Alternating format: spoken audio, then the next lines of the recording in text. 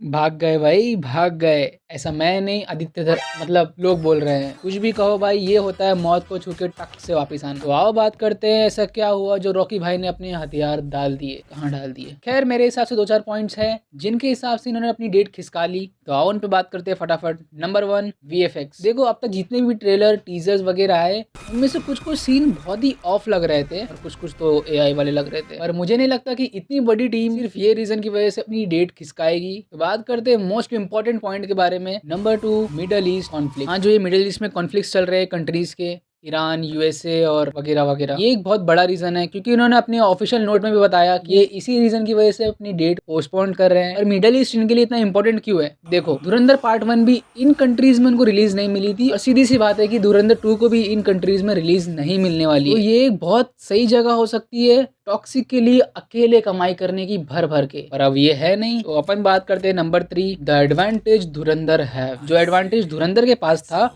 वो टॉक्सिक के पास नहीं था।